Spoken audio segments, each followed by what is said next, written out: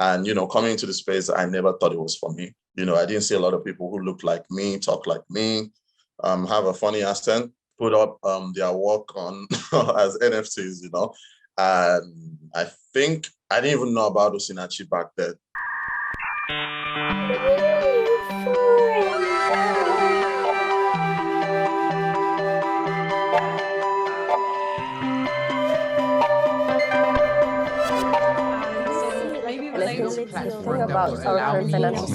Hey everyone, it's Alimi here, and you're watching another exciting episode of NewForum podcast.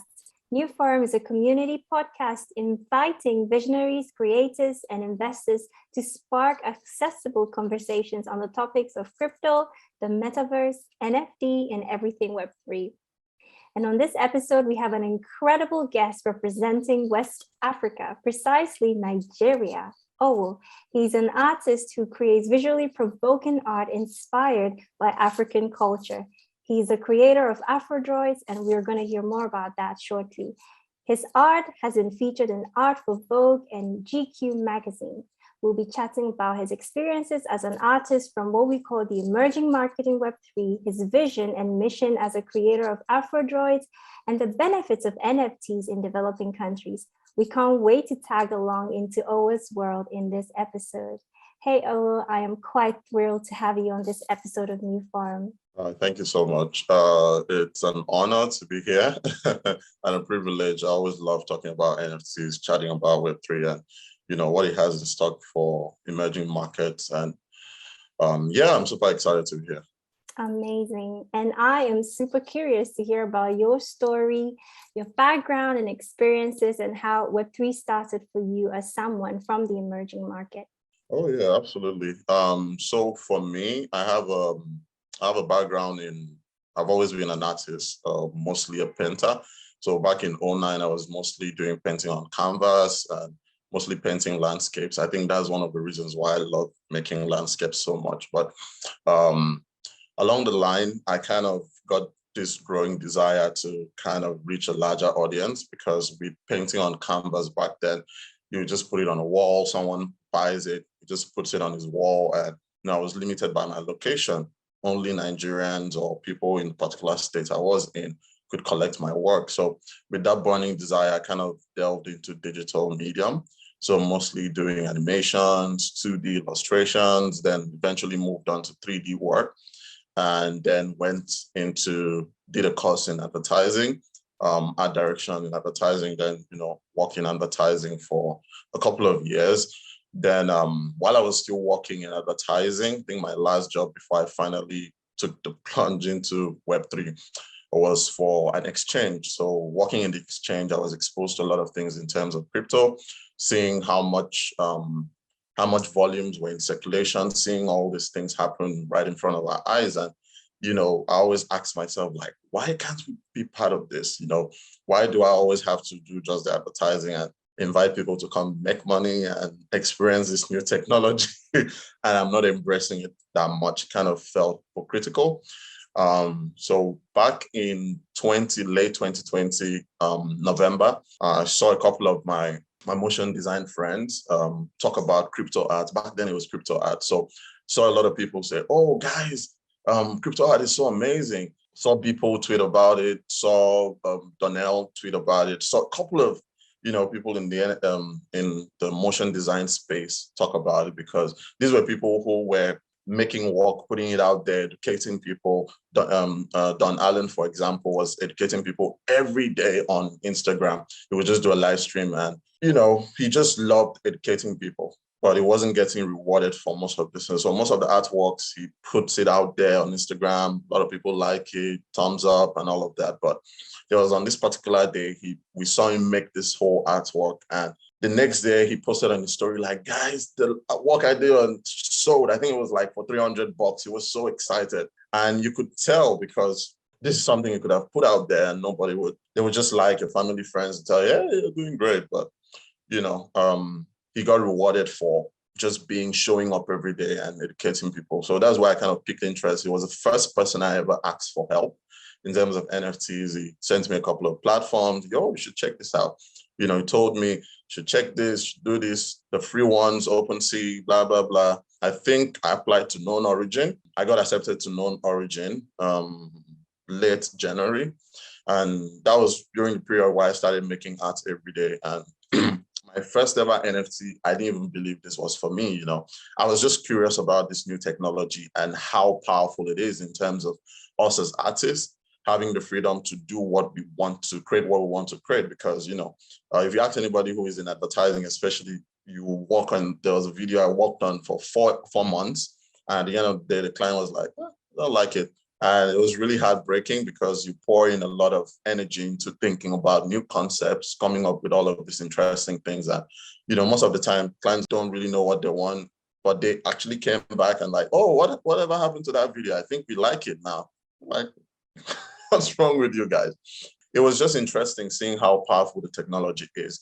And, coming into the space, I never thought it was for me. I didn't see a lot of people who look like me, talk like me, have a funny accent, put up their work on as NFTs, and I think I didn't even know about Osinachi back then. Osinachi is an OG. I think he's one of the first person from Africa to ever do it on blockchain, make art on the blockchain. So I didn't even know about Osinachi back then. And, I started looking into it. Then I discovered, there's this guy called Osinachi. There's Letabo Homa, who's from South Africa, such an amazing artist. So I saw an interview she did.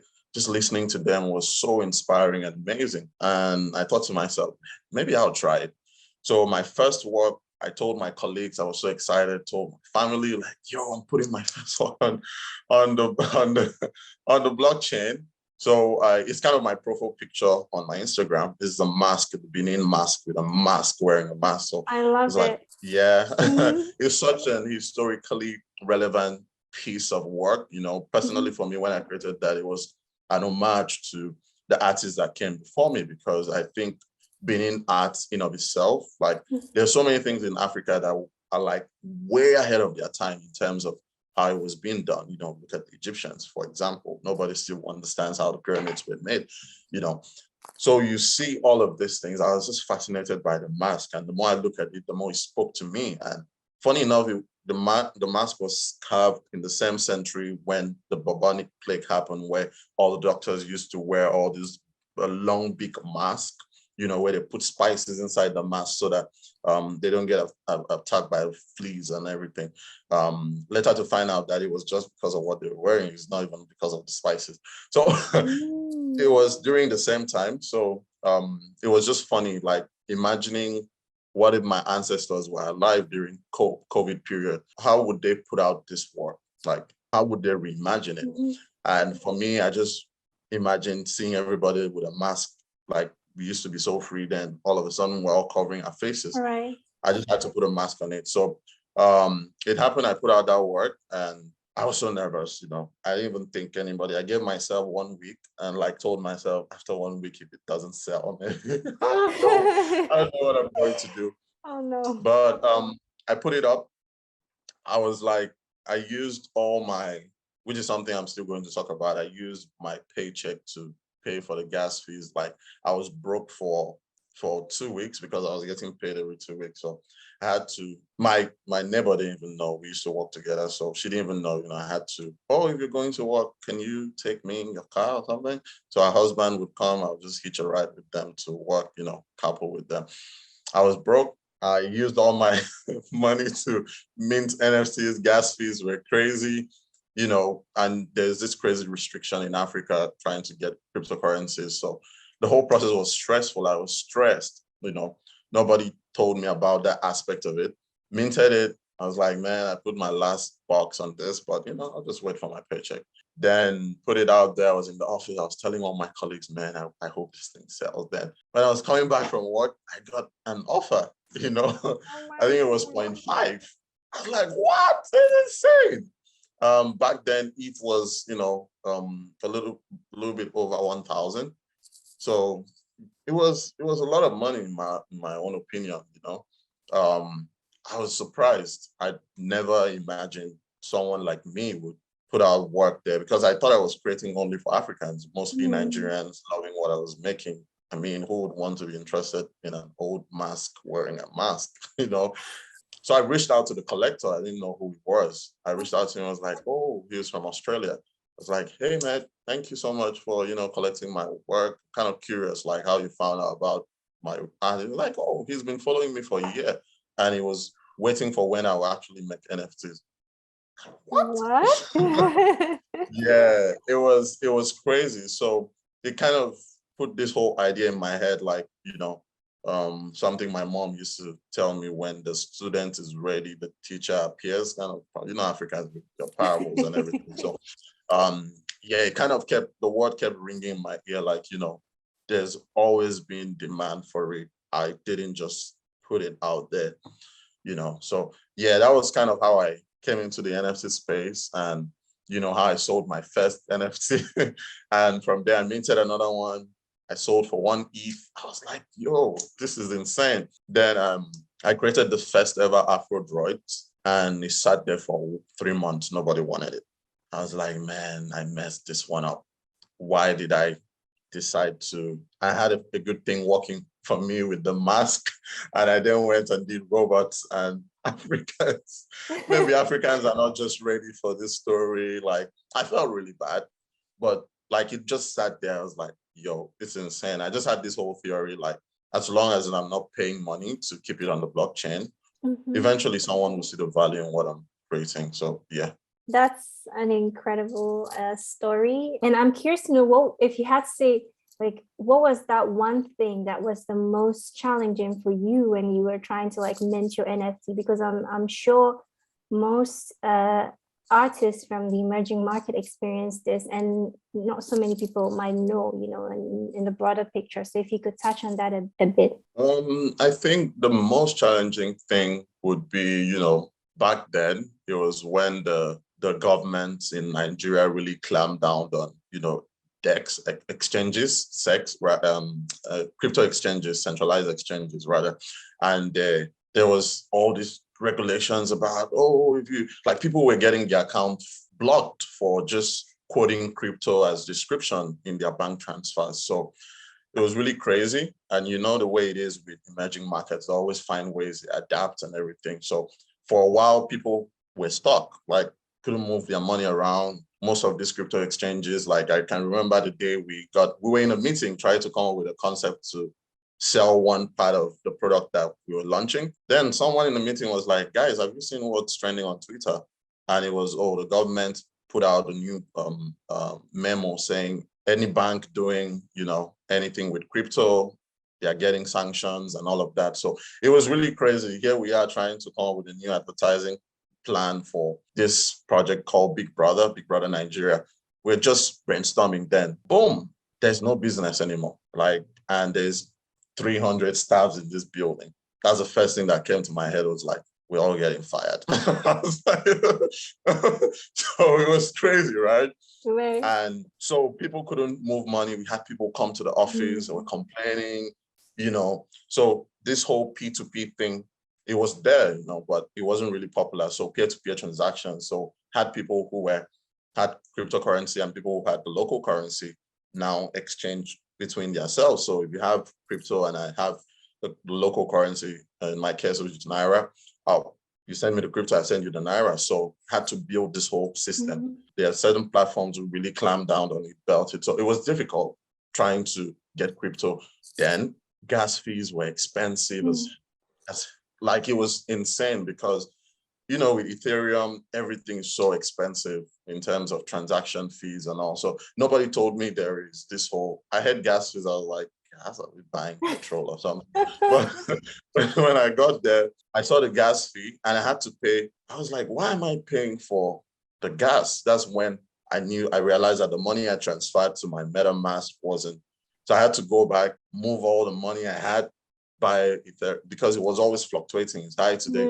So 1 minute is really low, and the money you sent in, you try to do the transaction and everything goes up. So it was really crazy. And I've seen a lot of artists coming into the space. They've complained about it. Now it's bear market, so gas are as low as you can find it. But, maybe when things go up, it's going to go high again. But it was just crazy. And I've had so many people, I've tried my best to pay for gas fees for a couple of artists, really understanding where I came from. That experience is not, not the sweetest thing at all. So I try to help as many artists as I can when I can. And I know, my fellow artists as well, who kind of got some success out of the space. They've helped so many artists coming in. We've sponsored so many people, gas fees. There were even DAOs created around gas, paying gas for people, for people to meet. It was crazy. Like when the space first started, they had a whole forum where artists came together with crowdfunding money to pay gas for all of these new artists that were coming in. Amazing. It was insane, honestly. It was insane. But I think that was the most challenging thing, getting the cryptocurrency because of all the regulations, and also getting it in a safe way so I don't get my account blocked, Right. and also paying for gas fees for the transaction and all. It's actually interesting that you mentioned DAO. So are you explicitly part of any DAO? And would you say that DAOs matter when it comes to NFTs, or how does it benefit or impact NFTs in general? Yeah, I'm part of a couple of DAOs. It's really interesting. One of them is the African NFT community. I think this is where it really clicked for a couple of us. The first month coming into the NFT space, there wasn't a place where Africans could come and have all these conversations. It always felt like you're by yourself. So I'm part of that particular DAO. It was started by a couple of my friends, kind of onboarded a couple of people. It has the biggest community right now in terms of continental communities, right? They're really concentrated. And I think DAOs really matter, especially for me, coming from an emerging market, because like I mentioned, there were DAOs that formed to even crowdfund money to fund all of these people. I think DAOs really matter because for me, and for a lot of Africans, I can say this and tell you for free that, some of us have never experienced true democracy in our lives before. It's always one thing or the other, or, democracy being masked. And they'll tell you, oh, it's democracy, but, you can't say that. So it's crazy because this is the first time we've actually felt free. That's why we have so many Africans and so many people from emerging markets wanting to be part of this NFT space, this Web3 space, and, making DAOs and giving power back to the people, And at the end of the day, there are a lot of conversation around, centralization and all of that, especially with some of the hacks that have been happening, with some of the DAOs and all of that. So, but personally for me, I think DAOs are a great way. There's a tweet I made the other time telling people that DAOs would be the perfect form of governance for most African states, right?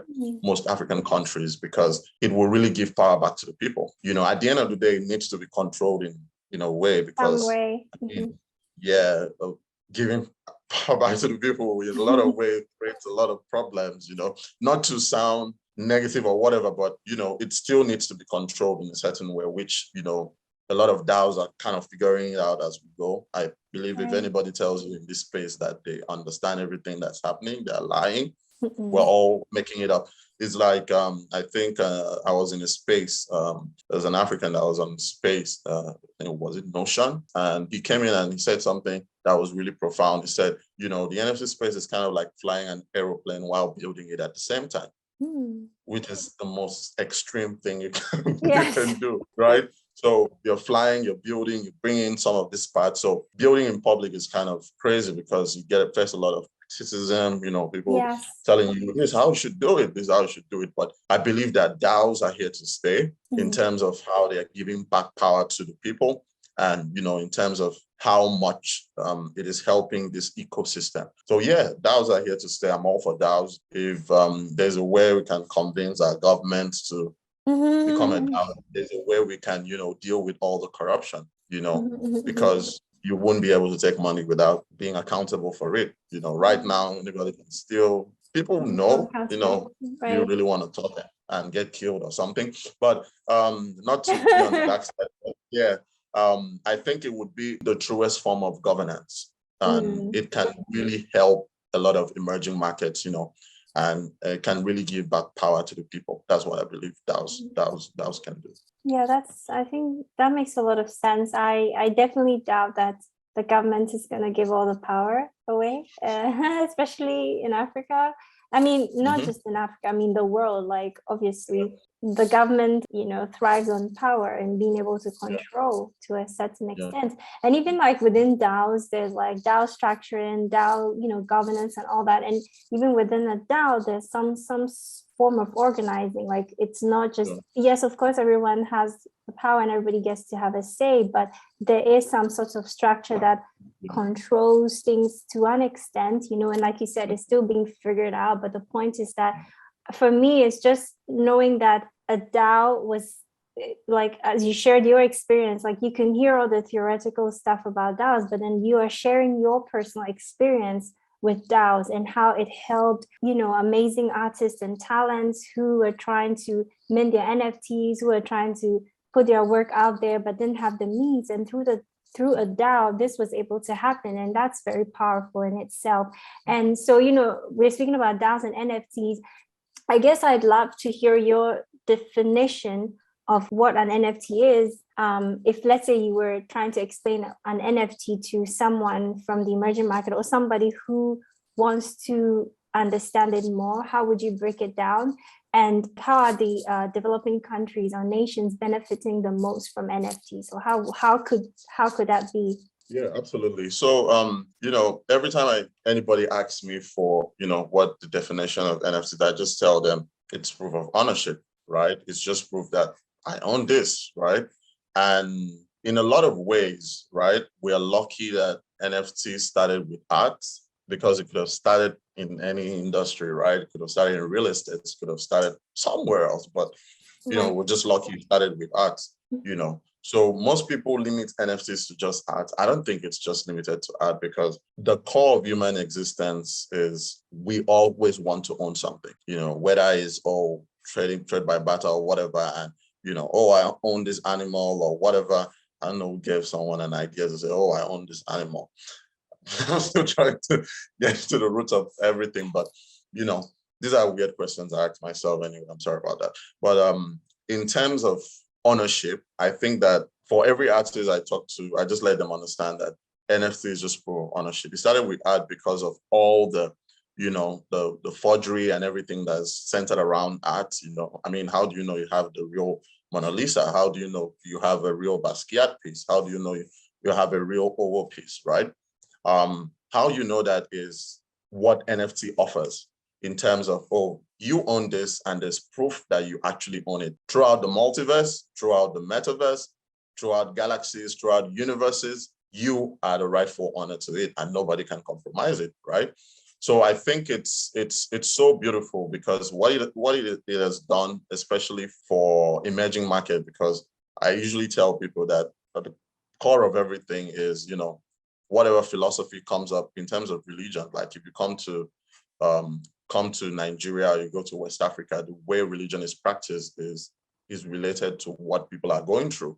The music that is being played is the music people used to play. The traditionalists used to play when they go dance to their gods, or worship their deities. There are a lot of things that are being borrowed culturally to, fit this new ideas and nuances in terms of, this is religion, this is what it should be. This is Web3, this is what it should be. So most of the things, like the problems that people from emerging markets face in Web3, different from people in, like a G7 country or whatever. For most people, it is mostly about finding ways to create another source of income. There are people who are fascinated by the technology. There are people who are there to trade, find the opportunities to make more money. There are people who are there because they want to build, genuinely build. So you have, you have all of these people. So far, we've seen a lot of people come into the space with the right intentions. Most of the artists we've seen coming with the right intentions. What does any artist need? What does any musician need? They need an audience to perform to. And NFTs has presented you with an infinite amount of audiences to show your work to. In terms of, like, I try to think about it a lot in terms of 1,000 years from now. That's why I created AfroDroids. 10,000 years from now, these things will still be there. It will be like relics, like, timestamp. Oh, there are these people that existed during the Web3 time where they were so fascinated by NFTs. I mean, NFTs are just normal things now. They're like, like owning paper money, you know? I'm sure when the first person came up with the idea of, we should make money paper, I was like, get out of here. But now everybody's using it. So I think for us in Africa, it's really, really important for us, like in terms of getting noticed, putting our work out there, you know, documenting our journey, because the artwork and the stories that, you know, even with our music, with Afrobeats, why it is where it is, why blues, you know, it was where it is with Black people, is because of the soul music, you know, the pain that came through it, the expressions that come through it, you know. And for African artists, it's mostly us expressing, like most of my work are about things that are happening, you know. There's a part of Lagos that's currently flooded. Like my friends' cars are broken. They can't go to work. They have to take like a bike to get to work, and they still fall inside the water and everything. So the art I made was just to capture this current scenario. Like, this is where we're living. There are no good drainage system. There are no this. Just trying to tell all the stories. You see that with a lot of artists, they are creating to tell stories about their current situation, you know. And it's so lovely when you see people who are outside appreciate what you're doing and understand that you are also a real person going through all of these experiences. You're not trying to create this work to invalidate them or whatever experience they're going through. You're just telling your own story, right?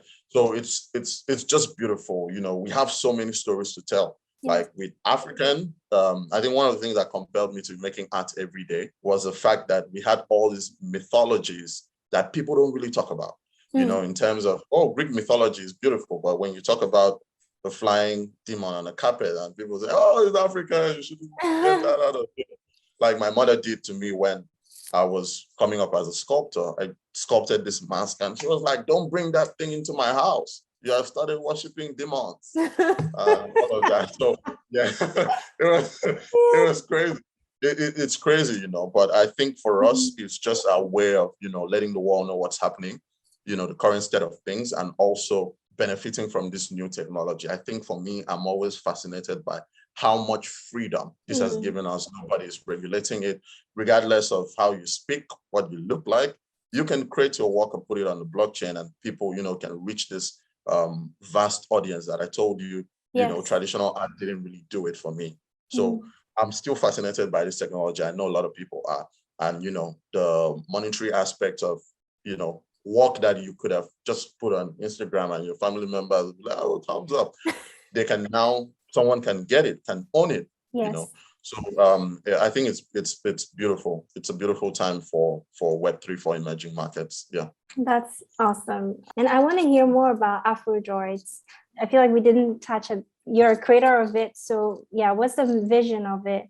AfroDroid is, we originally launched it as a 12K NFT project, and it's about an artificial intelligence robots that have human consciousness in them, living in the year 3045. So I tried to imagine, because I sometimes refer to myself as an Afrofuturistic artist, or an artist that practices Afrofuturism, which is a concept of us Black people imagining a bright future for ourselves. You know, most of the time, like when you talk about Afrofuturism, what really comes to people's mind is like, Wakanda, and Black Panther, you know, all of those futuristic stuff. But personally, for me, I just feel like maybe we're already living in an in this Afrofuturistic era, right? Where now we have the opportunities, you know, with NFTs and all of it. Because it's very funny when you say future, people think, it's 100 years in front of us, but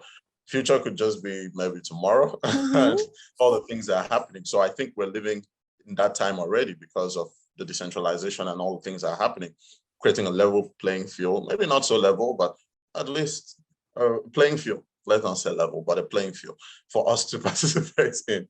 So for AfroDroids, we kind of launched the project 1st of September. It's about these machines, like I mentioned earlier, where I kind of created them there were the machines I talked about that I created back in April, and nobody wanted them.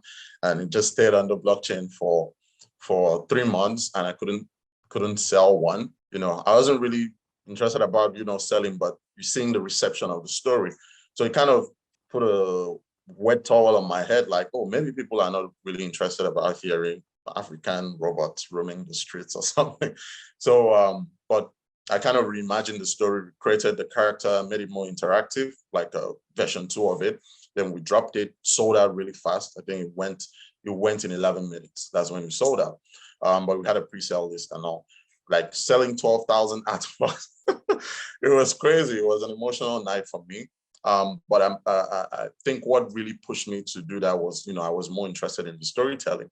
We sold out the project. 25% went to a charity here in Nigeria that is a charity centered around taking little girls off the streets, educating them. And because of the kind of relationship I have with my mother, and all the stories she told me about how one of her father's friend came to the house and was telling his father not to educate her, that, there's no need, there was a point in educating a female child. I mean, you're going to get married, which is a problem across Africa, right? And yes, in general. It's just something that's always been with me. Like, I'm just passionate about making sure people get educated.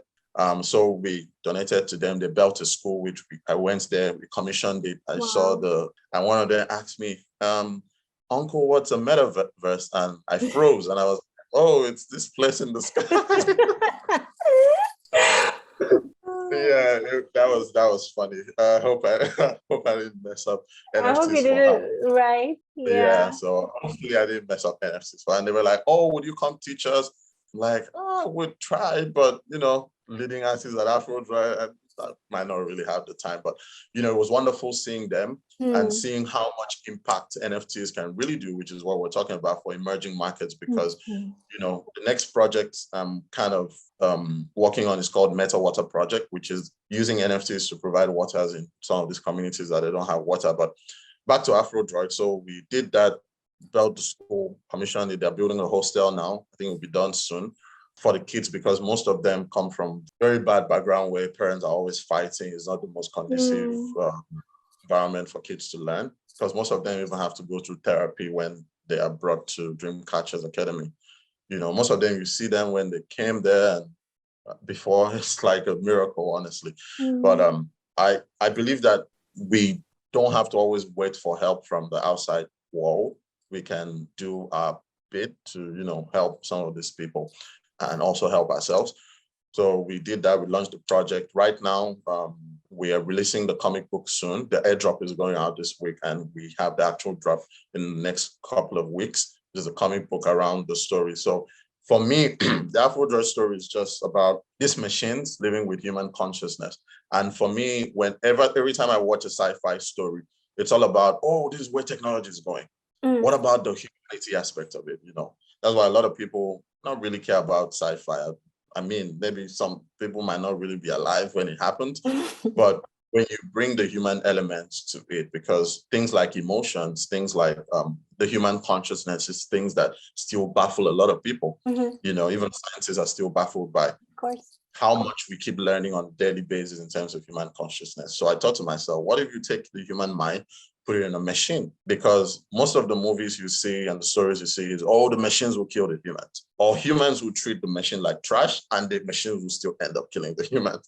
And all the things that are happening with the war, with the way things are, killing, Black people going through all of these things, racism, all of the bad things that are happening in the world, and people not really caring about the environment. For me, it's kind of crazy, because I always think, oh, the animals were here before us, but we came here and chased them away from their homes, which is another topic by itself.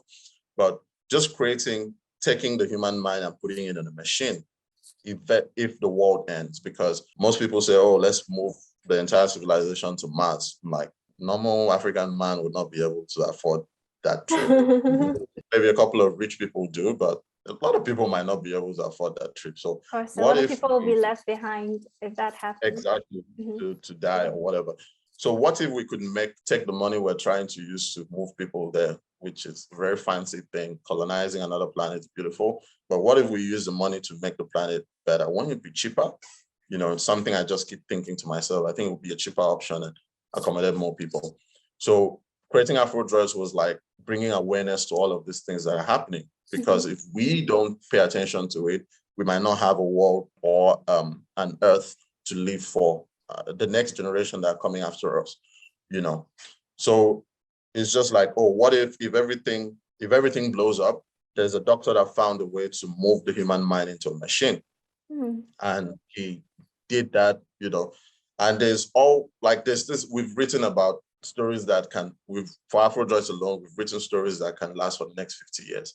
Because there are all of these conversations around with COVID-19, you know, not everybody wanted to take the vaccine. So what of people who don't want to have the option of having their consciousness taken into a machine? That's a story act, you know, itself, you know, just going in different directions. So it's a timeless story that we built, like, because when you take the human mind, you put it on a phone, the phone, as long as you're charging it, it lives forever. So we created that project. We're more focused on the story right now. We're trying to get the movie made. We're in conversations with some Hollywood producers, trying to push this story out there, get more people to understand, you know, why we're telling the story from an African lens, because I can't pretend to be what I'm not. I mean, African man. And, you know, that's why the Afro is, because I got a lot of questions when we first learned, like, Afro, why are they not wearing Afro? Like, no, it's not like AfroDroids. Like, it's just the perspective from the African lens, me trying to tell the story of existence, but it's for everybody, because existence concerns all of us. If the world ends today, whether you're black, white, or whatever, concerns everybody. So so we launched the story. We're now trying to make the movie, because originally I was more concerned about the story, you know, and I'm still fascinated about it. When I send the document to the producers, they're like, man, it's insane. But yeah, hopefully we get everything out and, you know, get it going on time. But yeah, that's AfroDroid. That's quite deep. And, you know, like, I have so many questions and thoughts, but I know that I would save it for maybe another episode. But I was also, like, as you were talking, I was just thinking about, oh, it could be like a game, you know, and I was thinking about the metaverse also, because obviously the metaverse and gaming is like totally linked up, right? Connected. So, like, have you thought about, I know that you're thinking more about the movie, but have you thought about it as a game? Yeah, we even have, I think if you go on YouTube and search for AfroDroids game, you'll see a trailer that one of our collectors made. Shout out to Accurate Chris Ark, good friend of mine. He made the trailer to show what's possible with it, which is an AfroDroid. I don't want to spoil it, go watch it. But personally, for me, I'm not much of a gamer. I don't really know a lot about gaming. I'm more of a movie person, you know. So I try as much as possible not to delve into things I don't fully understand, because I've gotten people say, oh, a game would be beautiful. I think a collaboration would be wonderful. We've been approached by a couple of people. Oh, we should, you know, definitely collab on this. But, you know, what we had on our roadmap, what we still have on our roadmap was, you know, planned for a movie, and we're still trying as much as possible to stick to it, deliver on our promise, you know, because it's important that, you know, you do what you said you're going to do. But yeah, an idea for a game is wonderful. We're still, you know, between talks on, you know, with different organizations in terms of what that would look like. You know, I think it would be beautiful, you know, just getting people to rebuild the planet or whatever. There are so many ideas floating around, but, you know, since I'm not much of a gamer, I don't really understand how it works, you know. Yeah, I struggle with that. So, well, that's the brilliant thing about Web3 is that, you know, there are so many amazing talents, developers, and, you know, creators who are willing to collaborate, you know, and share their knowledge. And I think because it's so much centered around like creating awareness, and the story is really powerful, sometimes I think people learn a lot. Like, you can play a game to sort of be motivated or to make a change, or like there could be a paradigm change after playing a game.